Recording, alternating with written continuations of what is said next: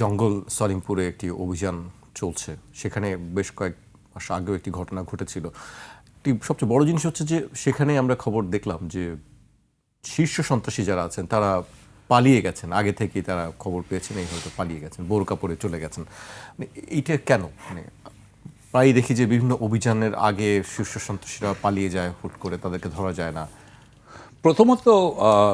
প্রথমত পালিয়ে কেউ যেতেই পারে, যদি ধরেন সব পুলিশ যদি সৎ হয়, সবাই যদি আন্তরিক হয়, তাহলেও হতে পারে।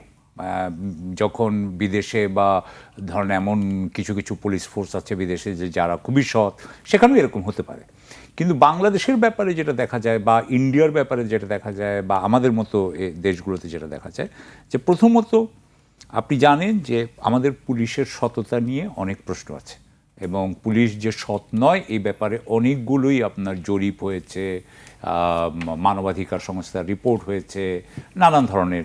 সুতরাং সেটা আমাদের প্রমাণ করতে হবে না। যদি আমাদের এটা প্রমাণ করতে না হয়, তাহলে আমরা আরেকটা জিনিস জানি, আপনি যেরকম জানেন যে এখানে আপনার গ্রেফতার বাণিজ্য হয়, অর্থাৎ গ্রেফতার করতে পারলেও বাণিজ্য হয়, গ্রেফতার না করলে আমি যদি পালিয়ে দিতে চাই সেটারও বাণিজ্য হয়। সুতরাং এখানে যে এটা কি বাণিজ্যর মাধ্যমে এই শীর্ষ সন্ত্রাসী পালিয়ে গেল, নাকি সেই শীর্ষ সন্ত্রাসী কারো গাফিলতির জন্য পালিয়ে গেল, সেটা বলা মুশকিল। কিন্তু আপনি দেখবেন যে আমাদের দেশে একটা ঐক্যমত আছে যে পুলিশ যদি চায় সে করতে পারে, অর্থাৎ পুলিশের সক্ষমতার উপরে, পুলিশের দক্ষতার উপরে মানুষ কিন্তু এখনও মানে মনে করে যে তারা একটা দক্ষ বাহিনী, তারা অনেক কিছু জানে, তারা চাইলেই করতে পারে। সুতরাং আপনি যদি সেদিক থেকে দেখেন, শীর্ষ সন্ত্রাসী কেন পালিয়ে যাবে? শীর্ষ সন্ত্রাসী পালিয়ে যাচ্ছে, তার মানে তার রেট অনেক বেশি।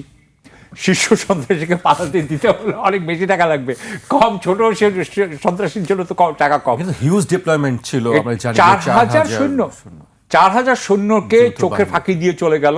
সুতরাং আমি যেটা বলবো, প্রথম কথা হচ্ছে যে আমাদের হাতে কোনো প্রমাণ নাই, কিন্তু আমরা আমাদের যে বাস্তবতা, আমাদের যে পারসেপশন অফ রিয়ালিটি, আমরা যেভাবে অনুধাবন করি, আমার মনে হয় আমার সহ আলোচক শরীফ ভাই আমার সাথে দ্বিমত করবেন না, যে আমাদের মনে হয় যে ওই যে আবার গ্রেফতার বাণিজ্য নিয়ে যেটা বললাম, এমনকি আমাদের এই যে জুলাই বিপ্লবের পরে বা জুলাই অভ্যুত্থানের পরে একটা মার্ডারের জন্য 200-300 লোককে আসামি করা হইতো, এবং ওই পয়েন্ট অফ ভিউ থেকে চিন্তা করে আমি বলতে চাচ্ছি যে এখানে আমার মনে হয় যে একটা গাফিলতি হয়েছে, বা এখানে একটা অসৎ, এখানে একটা টাকার লেনদেন হয়ে গেছে বলেই পেরেছে।